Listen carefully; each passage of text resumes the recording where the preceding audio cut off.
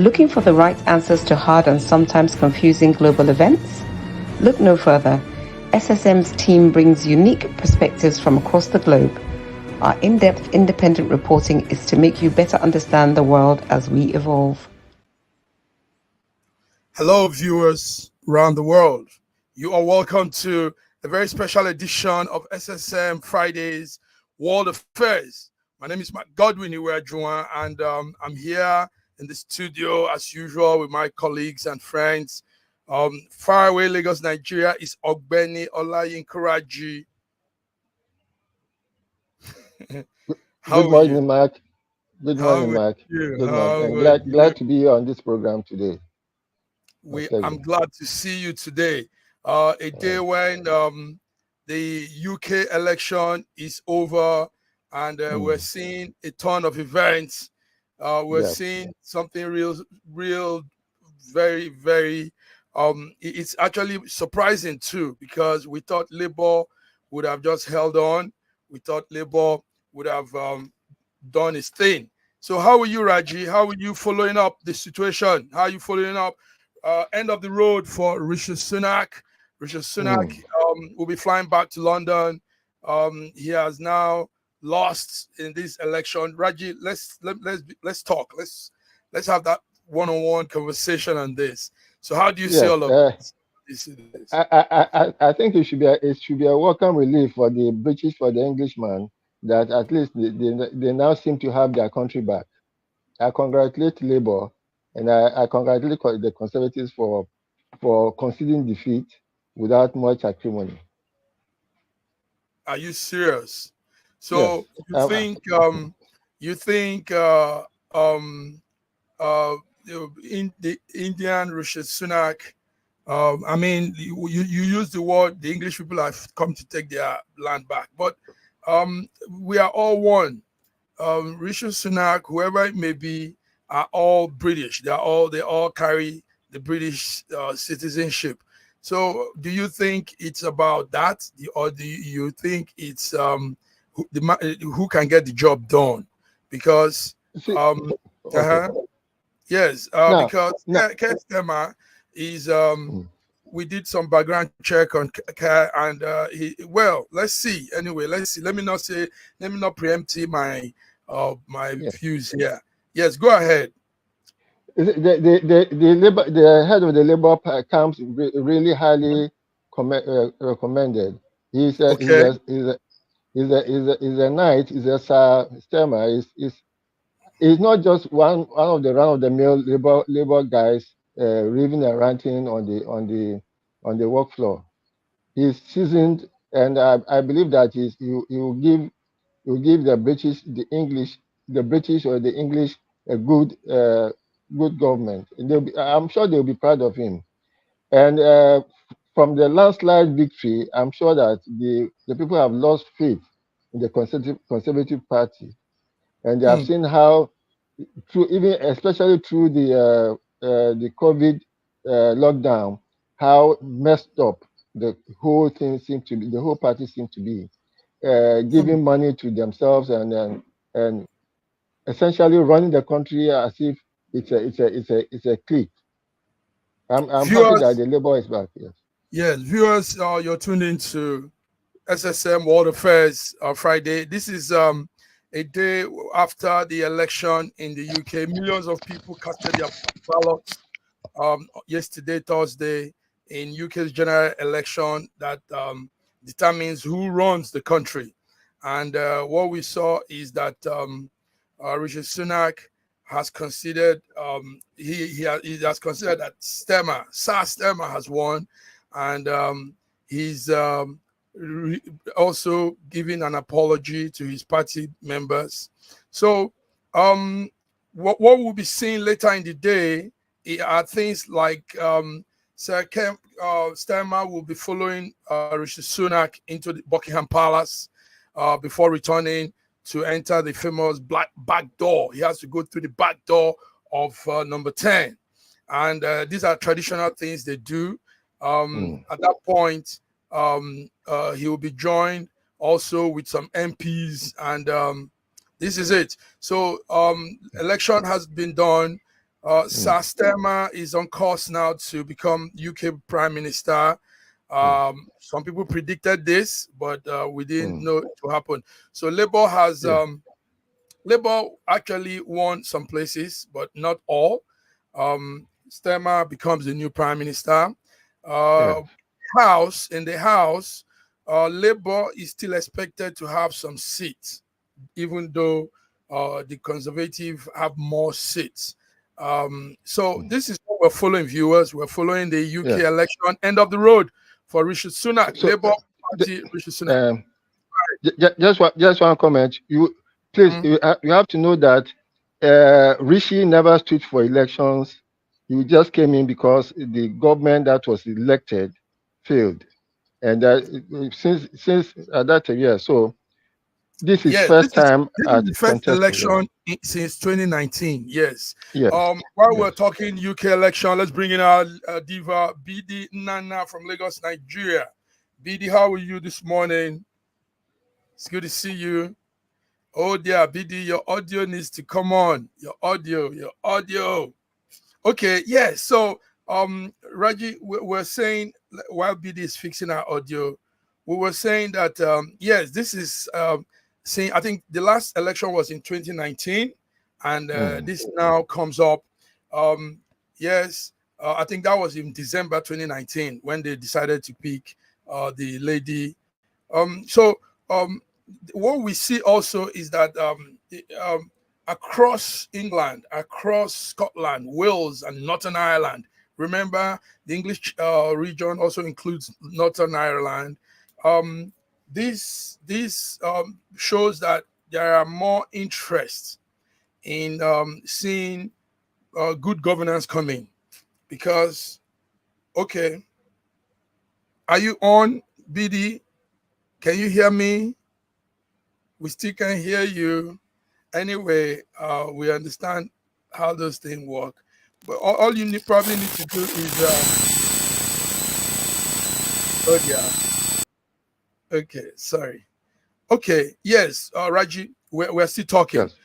So yes, a summary of what happened is that Labour lost in that in a lot of places, and now there's a new MP, there's a new man, and we'll be seeing some events unfold, some traditional things they do to swear in, spring in the new MP, the new Prime Minister. So what would you say again, Raji? Let's compare this now with Nigeria. I wasn't in the UK yesterday, but I was following live events. I was following most of what was happening. And I saw real smooth, clean, quiet vote ballots. I mean, voting. We didn't see any.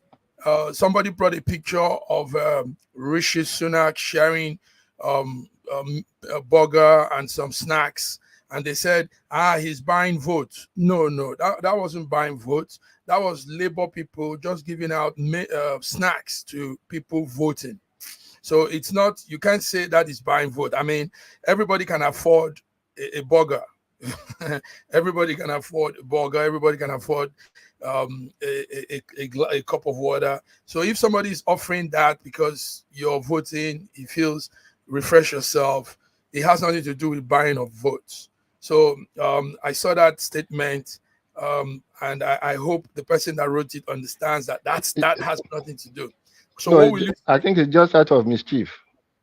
Okay. It's out of mischief, yes, because you cannot compare. You can't compare the British society with the Nigerian society. You'll be comparing. If you're comparing apples with agbalumo, and they are completely different. Yes. Okay, BD, say something. Sorry, Raji. We still can't hear you. We still can't hear you, BD. Please, we need to hear you. There is so much you have to tell us today. Yes, Raji, continue. So yes. Now I'm comparing. Let's compare. Do you think also that Nigeria can come to this level? I mean, where you have votes just go as it should. Nobody's pushing anybody, breaking anybody's head. People just come vote. There was also what you call the postal vote. That is British citizens that are in different parts of the world. They also sent in their vote, and it all went smooth, you know. So do you think this can happen? Do you think we can get to that level? Let's start with just going to the polling unit to vote. We realize that, you see, during the 1993 elections, there was, in fact, that was when we got to know that indeed Nigeria can be organized to do a simple election. There were no vote buying. There was no ballot box snatching. Nothing. It was orderly, and it was so orderly that even the military who started the process were shocked. They were looking for an excuse to cancel the election, and they eventually found a very lame one to cancel the election. But because the election was free and fair and open.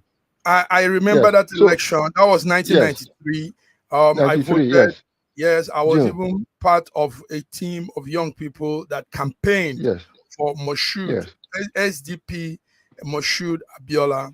And so yes, that should answer your question, that Nigeria can indeed conduct a free and fair election without any acrimony. And even the last election, if you apply the indices that one applies to election, it was beyond 75% in compliance. Beyond 75% compliance, yes. Okay, viewers, if you're just coming in, I see some viewers coming in now. We are talking UK election, end of the road for Rishi Sunak, and a new beginning for Sir Keir Starmer. We see this change in the UK now. Millions of people casted their ballot yesterday in what you call UK general election, and this is coming I think since 2019. This is the first time they're having a general ballot like this, and that's what we're discussing, viewers. So Raji, another thing I want us to bring to the fore is the diaspora Nigerians, the ability for the diaspora Nigerians to vote. Like I said earlier, they had what you call postal voting. So friends, people I know that are British citizens voted from different parts of the world, and it went smooth. From Australia, from New Zealand, from Sweden, from Italy, all over the world. America, you know, so many English people in America, British people in America. So, but everybody voted, and that added to the number also of what they had. So, Raji, don't you think Nigeria should be looking towards diaspora voting? Because the figure they give, even though I know it's not very accurate, and it's a shame that the Interior Minister, the Foreign Affairs Minister, all of these ministry have not really gotten a true data of Nigerians in diaspora. But what they say is we're 22 million outside. But we know we are more than that. I think we're close to 40 million Nigerians outside. So now, with that number, don't you think they should be considering people also being part of governance? I mean, if we are also sending our money back home, supporting families, helping the economy, why not also give us that privilege to add to leadership? What do you think, Raji? You see, the postal voting didn't come in just one instance. Okay. It was a development. Okay. It was a development that became necessary. Yes. Yeah, and I also believe that where they cannot do postal voting, some of them could go to their embassies where closest to them and cast their vote. All those processes have to be put in place. You can't just jump into it. Like we mentioned, we don't even have the correct data of our people outside the country. and because of the contribution, in fact, the economy of this country or the survival of most people in this country, especially in the south, depends on diaspora uh, diaspora Remittance. uh, Remittance. remittances to them. Otherwise, there will be more weeping and gnashing of teeth across the country, Mm. especially More. in the south. Mhm. Yes. So, See? as a matter of fact, I believe that the diasporans deserve to have a voice in the choice of the or whoever rules this country. Because So, if the president messes up the country, messes up the economy, it puts a heavy burden on the diasporans, so that they could support the people at home. So yes, it is necessary, but then the process has to be put in place. We have to have the process. uh, clear data. We have to have Mhm. those who are able to.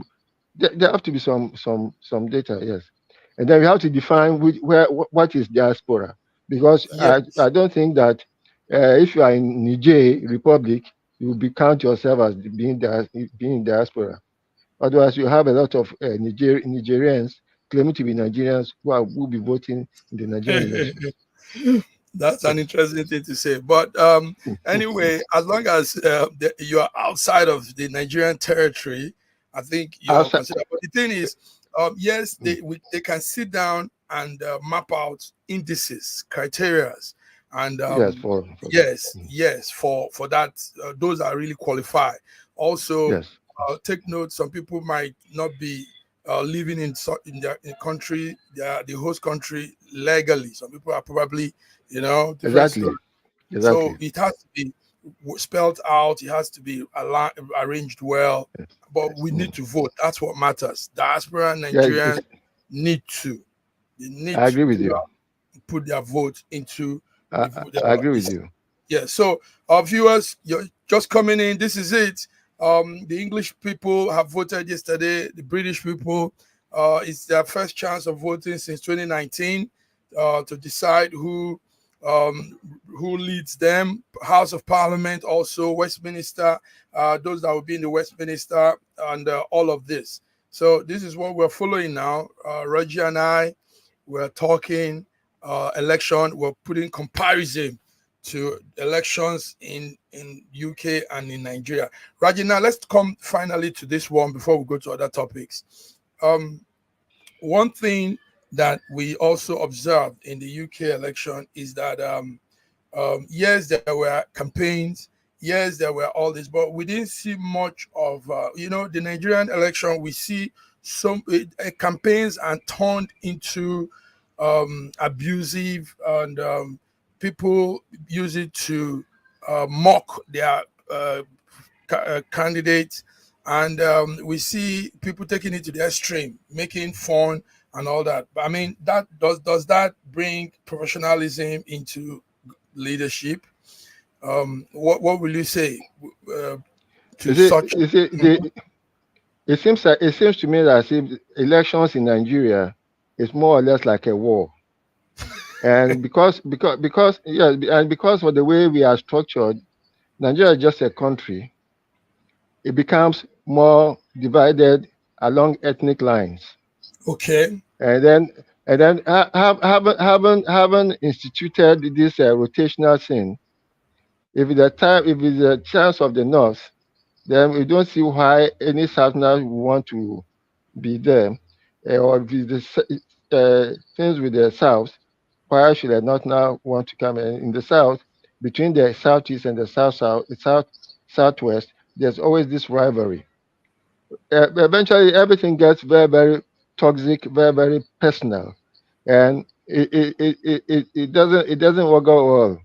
And I've Yes. mentioned before that, you see, we have made campaign period so toxic and so divisive, and Hmm. that is why every campaign period is also made very, very short, so that Okay. the toxicity and the divisiveness will not extend into governance. Hmm. Unfortunately, some of the pronouncements of those in power in APC now tend towards campaign verbiage, which is not fair. The moment you become president, you are now the president of the whole country. Yes, the whole country, and therefore your pronouncement should show your decency and your level of civility. That's it. Yes. You said this so well, because we don't really understand that. Last time I was saying that I see this present government in Nigeria as being nepotic. There's nepotism, there's tribalism. I must say this. And this is because one section of the country didn't probably vote for him or didn't support him. So he has come on board now and he's just picking, Meanwhile, that will not bring efficiency, that will not bring competence, because you could be losing out at those that are smart, intelligent from the other region that could also be part of the government and could bring in their knowledge. But I tend to disagree with you there. I don't think that any section of the country feels marginalized at this moment. I don't think so. Because in all the ministerial appointments, I think it is spread across the country. You may not get into the finance institute. Okay. Now in the finance institute, because it's very, very important for us to get our finances correct, we get our economic policies correct. I want to believe that Tinubu is dealing with those people he can trust, who has worked with him and whom he can trust to push his economic policies forward. And I don't think there have been so much nepotism. Maybe sectionalism, but not nepotism. Okay. So, but anyway, before let's bring in BD. We know what technology can do. Can you hear us? Say something. Let's hear you. You need to unmute. You unmute from your end. You just do that. Well, nice. Okay. Now we can hear you. Yes, because you've been hiding your nice voice from us for so long. Beautiful. I've lost the audio again. No, you don't. I've lost the audio again. No, but we can hear you. You can't hear us now. I can't hear you. But we can hear you. But we can hear you. We can hear you. Oh dear. Okay. I think it's a glitch.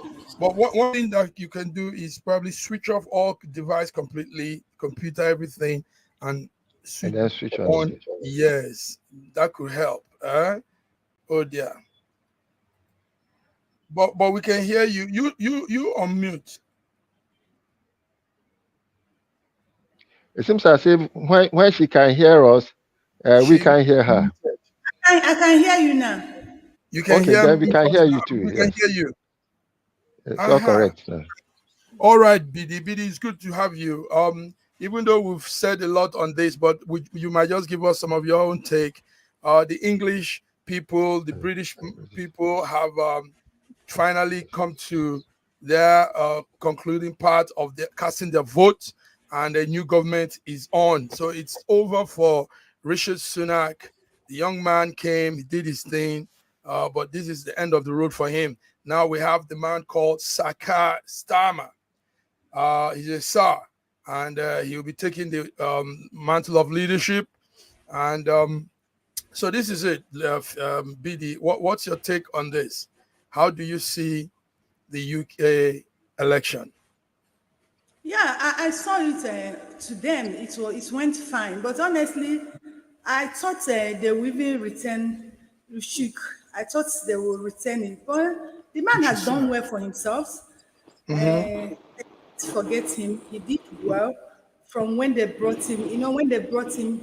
When he came in, there was a lot of things going on with the UK, but he was able to stabilize some certain things. He has done well for himself. So he will always be there. That's I know. He will always be there. He will be in the book of history. Okay, so we did some comparison. We did some how it is in Nigeria. How we could. I mean, yesterday I wasn't in London. I wasn't there, but I was following up online through all the cables, and I saw a very peaceful in fact, hassle-free balloting, no anything. I mean, there was no noise. Everybody just went like, casually as if nothing was happening. And they were doing something very, very, very important. But they were doing it, mildly, cool. So we're saying, can Nigeria come to that level where election is like this? People can just go in the morning, cast their vote, come back, get the results. Can we get to that level, BD? We certainly cannot get to that level. If we get to that level, they will not achieve what you saw yesterday. Did you get me?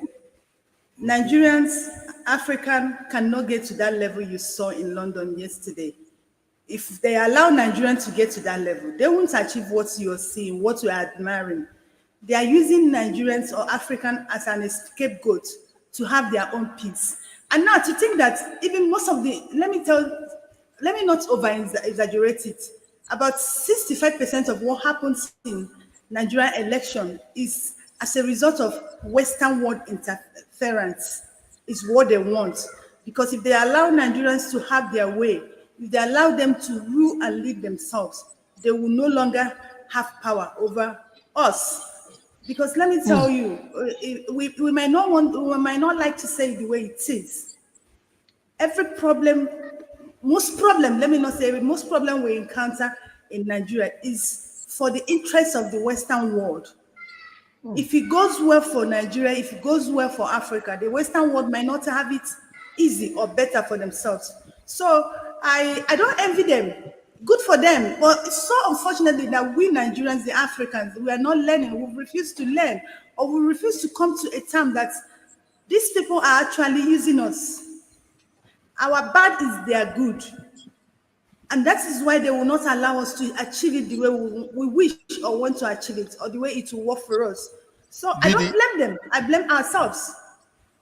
BD has dropped some really strong utterances here. But before we go on, Raji, please hold tight.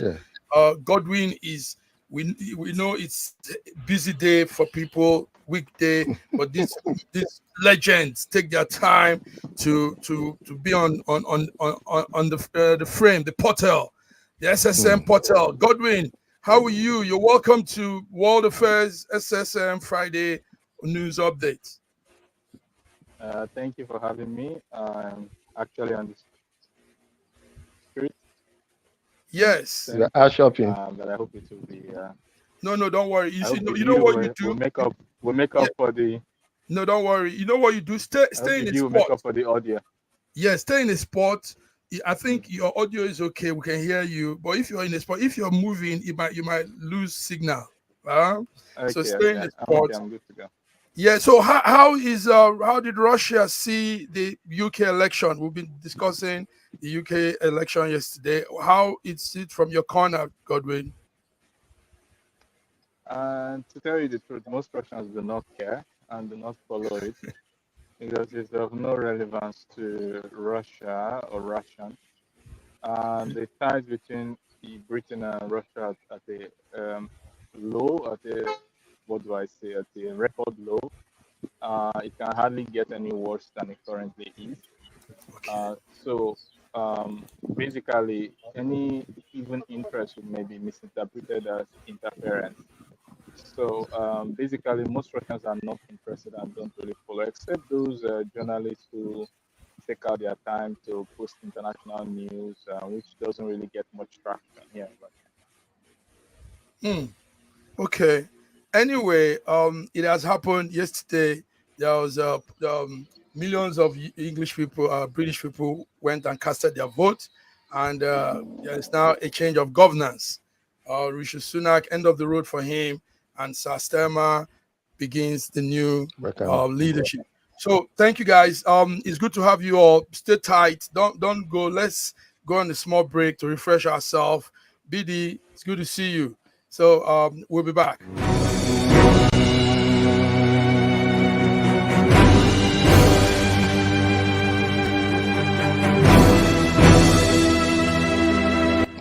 Looking for the right answers to hard and sometimes confusing global events? Look no further. SSM's team brings unique perspectives from across the globe. Our in-depth independent reporting is to make you better understand the world as we evolve.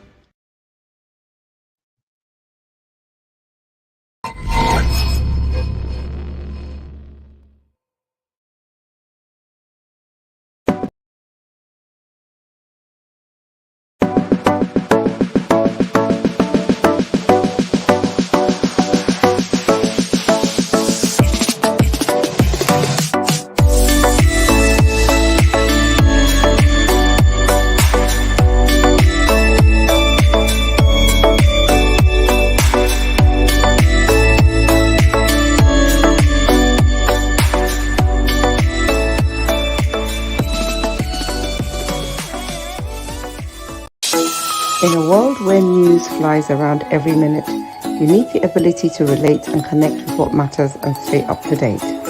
Schengen Story Media News Echoes program is Africans in Diaspora and at Home's leading English news network, one of the most trusted, respected sources for news updates on current affairs as they affect global Africa.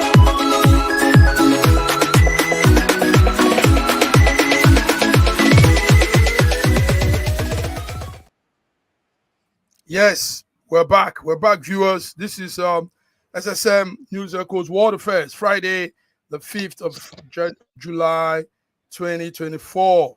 So, yes, we just talked at length on the UK election, but more things are happening in different parts of the world.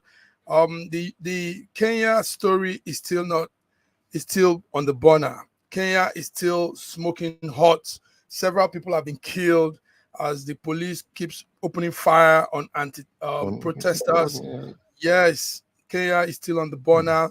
Now, the update we have this morning is that number one is the president has said that he's reducing pay rise. There'll be something he called there'll be freezing of MPs pay rise. He has said that, and he also said the proposed pay rise for cabinet members, parliament members will not happen again.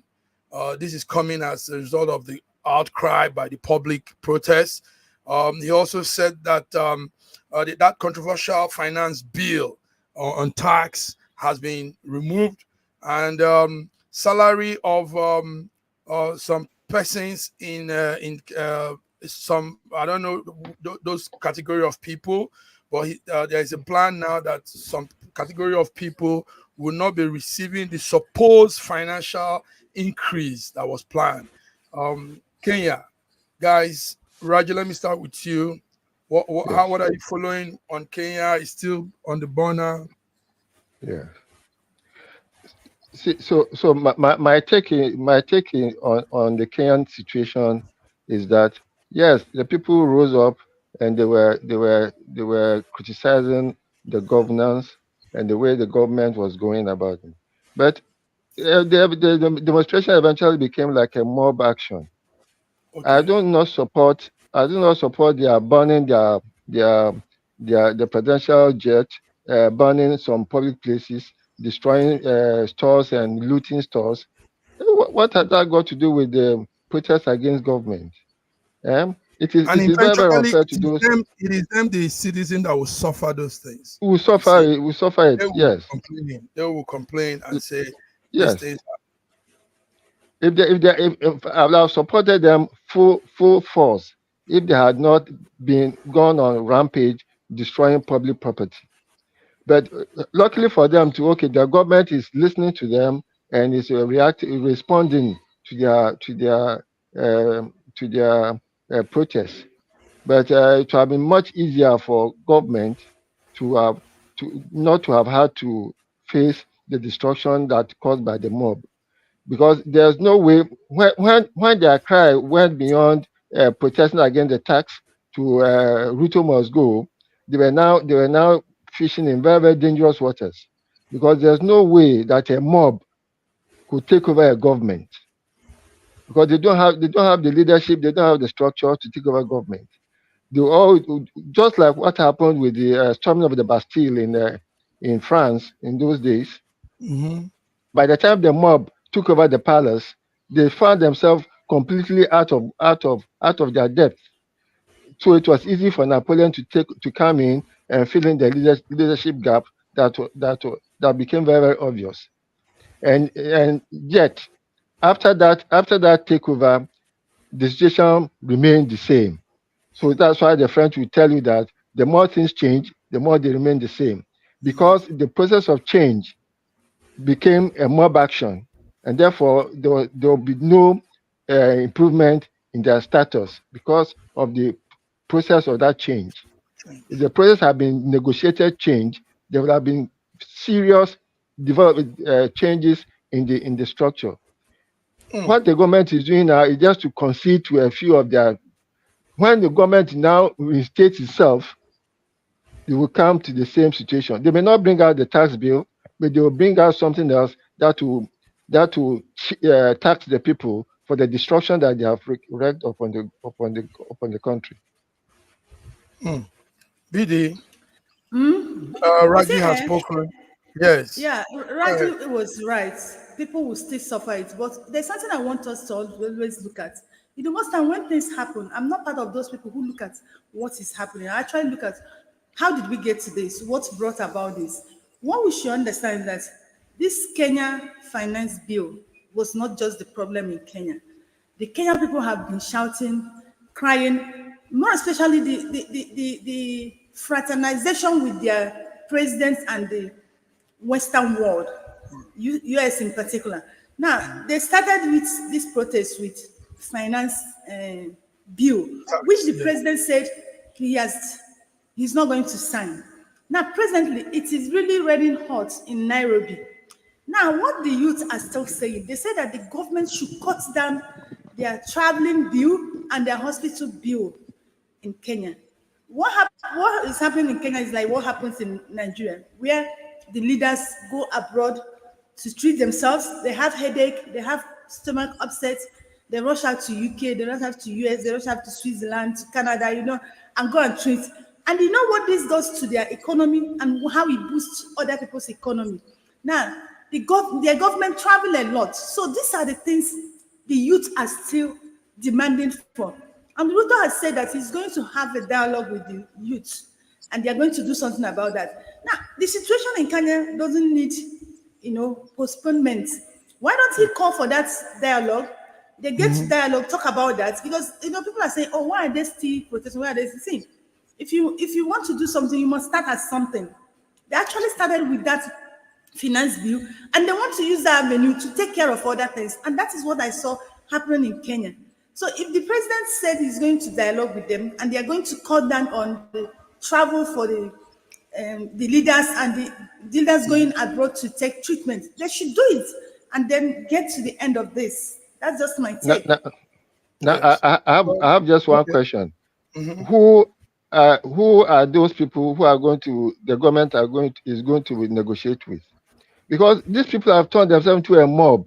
There must be a leadership structure that the government will negotiate with. Let me say let's hear from Russia. I will come to BD. BD will come to you again. Godwin, I hope you're there. How are you seeing this Kenya situation? It's not cooling down. It's getting hotter and hotter every day. The Gen Z Kenyans are not backing down. There's a video making round on social media as at yesterday. You see the young man talking with so much dexterity, so much, that they are not stopping here. Yes. So, Godwin, how does Russia copy this? Godwin, can you hear us? Okay, I think we lost him again. Oh, dear. Yes. Okay, yes. Can I speak? Yeah, but there's this mindset we have in Africa. We run the kind of government that we want to silence people. We want the loyalty of everybody. We are doing good, are we doing bad? We just don't want people to talk, don't complain. So it's that mindset that makes us, each time there's protest, we tend to label the protesters to be hoodlums, to be bad people. I know there are a lot of, some of them that have created the protests in Kenya. But still, those people who are pursuing for the good of Kenyans are still on the streets. So saying that, they are all hoodlums, they are all criminals, it's not fair. Yes, I know some people are using that opportunity to commit some crime, but the ones who are fighting for the good of Kenya are there. And those are the people who have been speaking with government. They are the people who are going to negotiate with government when the government is ready. Government should not be postponing this. If they're actually interested or ready to do what they're saying, they shouldn't be postponing it. They should call these people and sit and negotiate with them. And what does it take to say, no, if you're a leader in Kenya, you must treat yourself in Kenya. No more traveling. If presidents are going traveling, you don't need more than 5 or 10 people. What's there? If Ruto has done these things, I don't think they will still be calling for his resignation. It's because he still has a lot of baggages on his head. That is why they are asking him to resign. If he has done like say, oh, please, let's treat ourselves in the country. And you know what it means? Treating ourselves in the country is that they're going to strengthen the health sector. If you had done all those things, they would still be protesting. Okay, let's hear from Godwin. Godwin, did you hear me earlier on, the question I asked? Yes. Could you repeat it, okay, please, just for clarity? Yes, I know. We're saying, how is Russia copying this Kenya situation? It doesn't look like it's cooling down, even when the president is aligning to some of their terms, but they still are pushing on more. The Gen Z, as they call themselves, are still pushing and asking for more. In fact, what they want now is Ruto, the president, should resign. So how do Russia see this? Here in Russia, we see it a little bit with a dose of skepticism, let me put it that way, because Kenya was just declared a non-NATO, a U.S. non-NATO major ally, yes? And the next day we had the protest. Do you know that the coup d'etat of Yanukovych in Ukraine happened just a few days after Russia, Europe, and even that Russia, Europe, and Ukraine reached an agreement on the handing over of power of Yanukovych, and then the next day, you had the Maidan protest, and then the Crimea, taking of Crimea, and then today we have the special military operation. So we always see that external interference in a country's politics does more harm than good.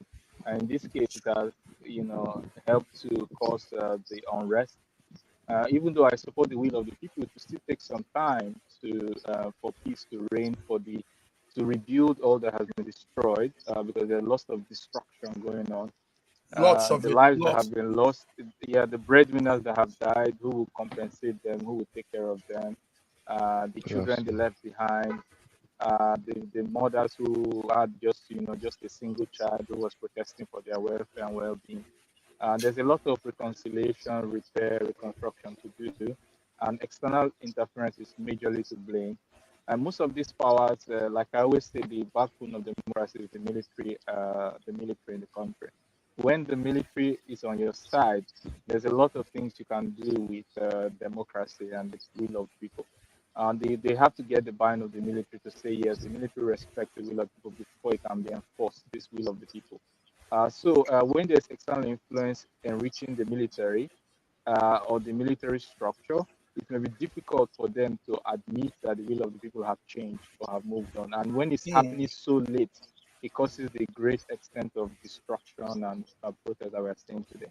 So definitely it's very bad what we're seeing, and it's all fingers are pointing to external interference of the particular. Thank you very much. Well said. Our viewers, if you're listening to us, we're here on our Friday World Affairs Update, and we're talking Kenya.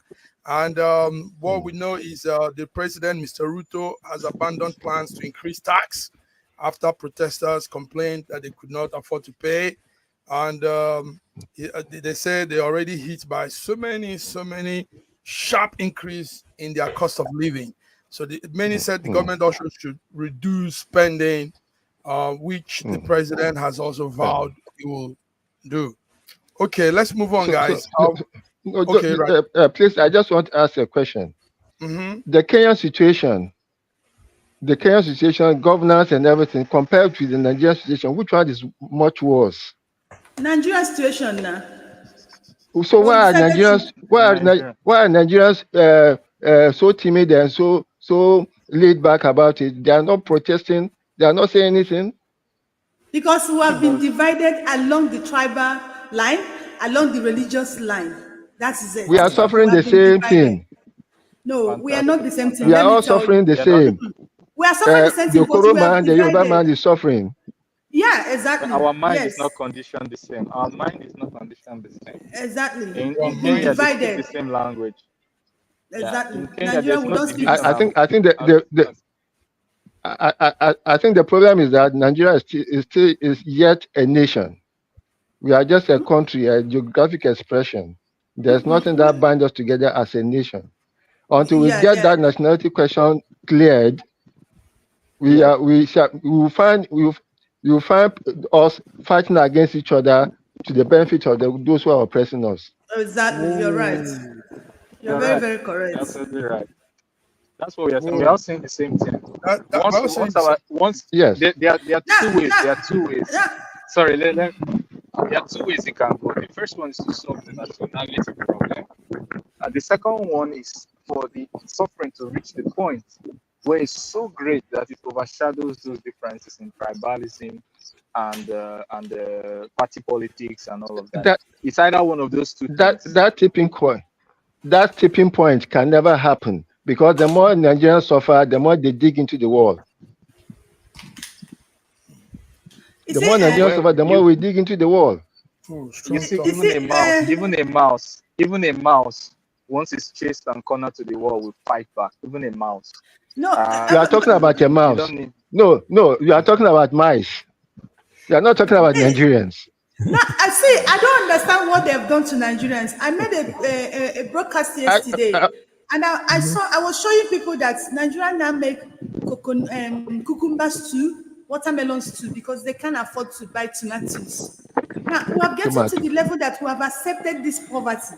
There is no war in Nigeria. There is no natural disaster, and Nigerians are dying in hunger. They are dying real death, and they are still silent. Do you understand? Now we have pushed to the wall, and but instead of us to fight back, we are breaking the wall, going inside the wall. That's digging into the wall. Yeah. Okay, guys. Yes. And the tipping point that Godwin is talking about can never happen. You're all saying something that needs to really be checked. But let's move on. More African news. Let's talk on Sierra Leone now. Sierra Leone yesterday banned child marriage. Child marriage has been banned in Sierra Leone. It says child marriage. A new law has been imposed that it's a 15-year prison term and $4,000 for offenders. No more child marriage in Sierra Leone. I think it's a practice there, and now they need to stop it. And when I had this news yesterday night, I said this is good, because most African countries do this, and it's not helping us. It's not helping. BD, you're a woman. Let me start with you. Sierra Leone says anybody that tries that trash again will get himself in jail or pay $4,000, because a lot of people are marrying little girls as old as 9, 10, 12, taking as wife. Can you imagine all this? So putting a ban on it is a good step. PD, what do you say? I'm happy they are waking up. You know, you said most countries in Africa, Nigeria, Nigeria, we celebrate that. You know, it's really funny how most of us in Nigeria, we know it is very visible in the north, but even in the west, we still do it. Yes, we still do it. I'm telling you, even in the west, we still do it. Because when a child is not up to 17, it's still a child, up to 18, sorry. Because I don't understand the country who say that your maturity age is 18, but marriage age is consent age is 13. I think so, 13. Yeah. That's what I can tell you the list of rich men, politicians who married children in their 14. I'm not talking about North, I'm talking about South now, who married children in between their 14, 15, 16, 17. Do you understand? We celebrate that in Nigeria. Now, coming out from Sierra Leone, it's very good, because Julius, the president, said they need to protect their children, because they are children. And that's why you have a lot of problem with VVTF, with women. A child that is not matured, a child that has not groomed, you are not giving her the load of bearing a child. Now, how can a child take care of a child? And that is one of the problems we have in our society. So, who groomed this child? Who gave birth to this child? It's the kind of mothers and fathers we allow. Somebody who has not finished growing, and you're not giving her or him a responsibility to grow someone. Kudos to them. I wish, but you know one thing about Nigeria, who don't learn good things, is how they are taking money from their Nigerian will learn. Say, oh, look at Sri Lanka, they are paying $100, they are paying $50. That's everything will learn fast. But this kind of We will not learn it. Thank you very much. Speaking as a lady, Raji, yes, Sierra Leone Yes. says $4,000 for offenders. The law states that a girl should be above 18 to be married and not below. What's your take on this? I know. So, you see, I don't think child marriage is an African thing. Even in the US, there are states where the age of consent is like 14, even in the US. But you see, I think it is both a traditional and religious thing, because among my people in the Southwest, it is strange. It is strange for you to marry a child to marry a girl who is not up to 18. It is strange. It is strange, and it is not acceptable. It may be acceptable in some tiny communities, but across the Southwest, among the Yorubas, it is not acceptable for you to marry a child. For you to marry a child, for some Muslims, they follow the practice of their prophet, who was said to have married a child of 9. But marrying a child and consummating that marriage are two different things. Is it because it's the consummation Okay, Godwin, are you there? But, Okay, let's move on to. but when Yes, Yes, yes, I think we lost Raji. yes. Yes, I'm here. because of time, Logodi, do you have anything to say on that, or do we move on to some other issue? Yes, Because I think it's a move in the right direction. mhm, I think that kids should be allowed to grow and develop.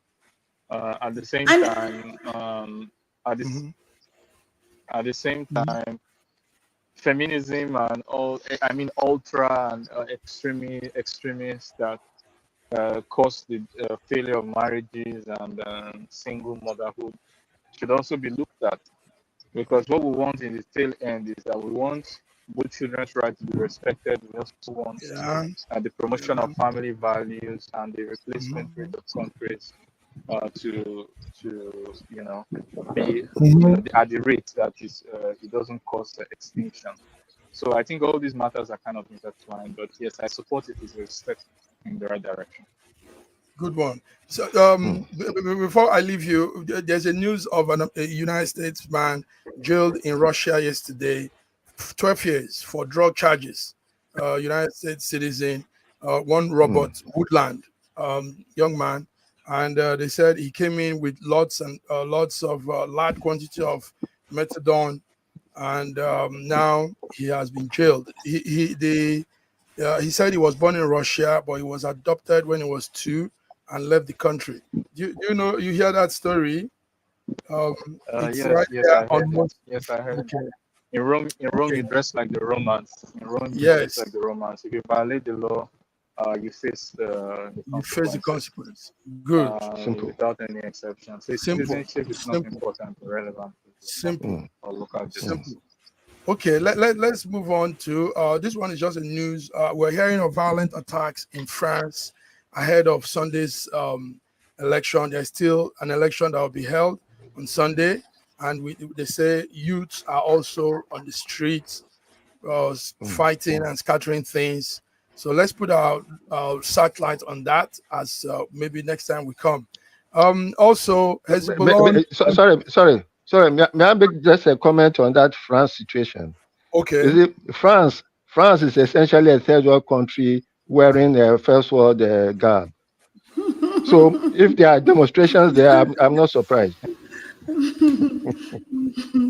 Yes, Saraji, you have so many black people in France. In fact, you go to some places in France Yes, and you think you're in France is a third world country. when I was Just in putting on Paris, first world suit. yes, Yeah, yes. Okay. We're also hearing, in that extreme. I was in Paris. I loved it, but there are lots of issues that also could be yeah, solved. yeah. But I love Paris while I was there. Okay. Also, international news. Hezbollah launched 200 rocket attack at Israel's military base yesterday. They say it's a retaliation for a commander that was killed. Godwin, do you have any news update on that? Hezbollah, Lebanese Hezbollah group. Hezbollah, yes. Yes. Sorry, I have to step out for a while. Okay, it's okay. It's okay. So anyway, that's what we're hearing. Yesterday there was strong attack. 200 rockets were fired at Israel's military base, and the Hezbollah people say it's a retaliation for their commander that was killed. So let's move on to finally. Let's move on to a story that is, even though it's not really part of Thursday's story, but I think we should talk about it. There's a young man, a Nigerian young man that worked in a restaurant. BD, I don't know if you have that story. He used to work in a restaurant called Palace, and but today he's not too far from me. He's in that same France we just talked about, and he's on the runway. He's a model. He's modeling and doing some great things for Nigeria. I mean, this is quite an interesting story. So that's the young man there. BD, do you have the story of him? Did you hear anything about him? Yeah, no, I didn't hear anything about him. But say, what you are seeing now, it's not a new thing to us in Nigeria.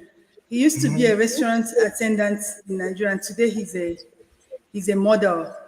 His name, they say, is Bolaham. Bolaham is his name. Yeah, Bolaham is his name, yeah. And he actually started in Italy, Milan, and is appearing for luxury clothes now in Italy. Yes. So it's a normal thing with us. See, I used to tell people that Nigerian limits people.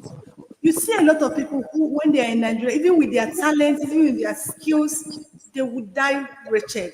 But that's why you see every Nigerian will do everything to leave the shores of this country, because they know that when they leave the shores of this country, their story will change. The only thing is that have something you're doing, have a skill. Don't be part of those people who just go in. You don't have a skill, you don't have talent, you don't have focus. Look at him. If this guy had remained in Nigeria, maybe probably he will end up as a drug pusher, truck pusher. But look at him today, he's modeling. Yes, that's Bolahan, viewers. Bolahan used to work as a restaurant attendant in Palace restaurant. So let me. I think all this talk of climate change. I think the climate of Nigeria should be looked into. I think there's something in our atmosphere that is killing us. And anybody, you people need to know the story. Listen to this. He wasn't living here.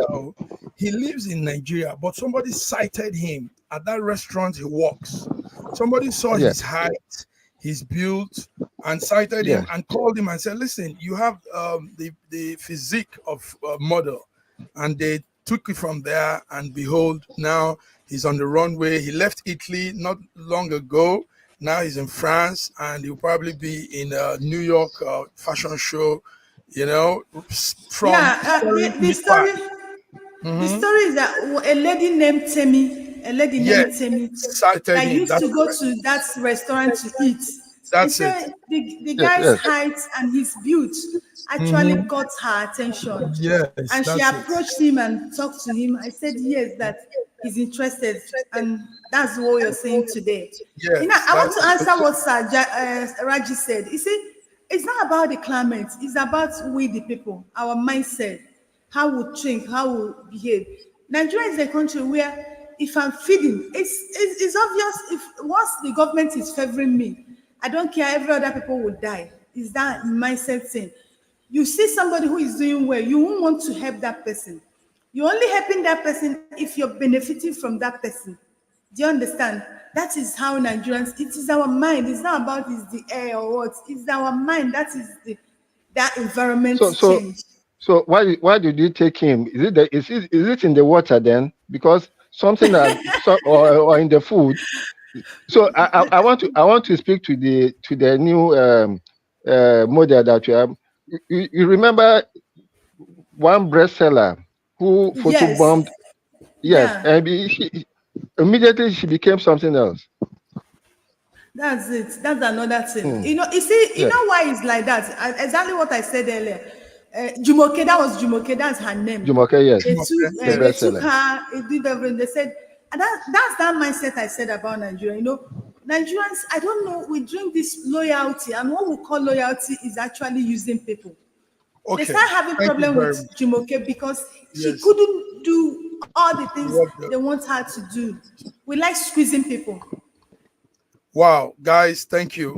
Godwin, do you have any update, anything you want to let us know? You want the viewers to know from Russia?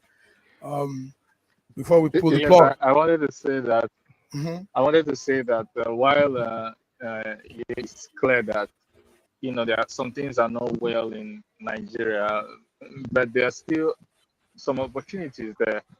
In the sense that he's successful now in Milan, because what he's actually delivering or offering is rare, and there isn't enough supply of such height and let's say handsomeness.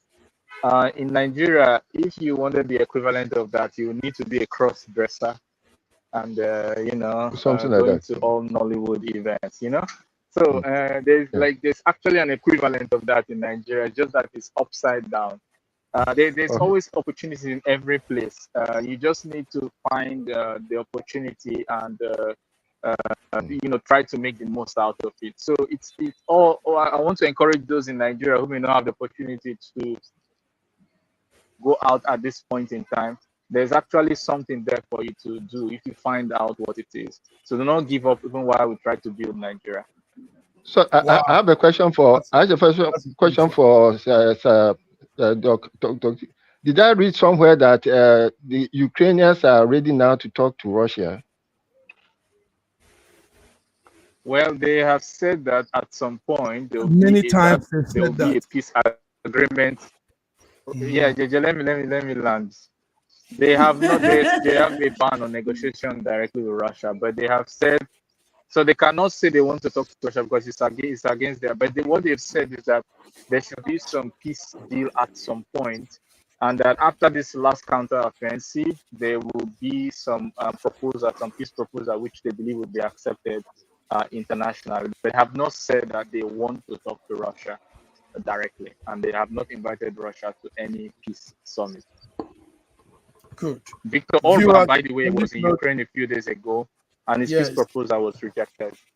Yeah, we had that too. Okay. Thank you, Godwin, taking your time from your very tight schedule to be here. BD, thank you for all you've contributed, all the ciphers you've brought in. Raji, thank you. So, viewers, this is it. We've done it.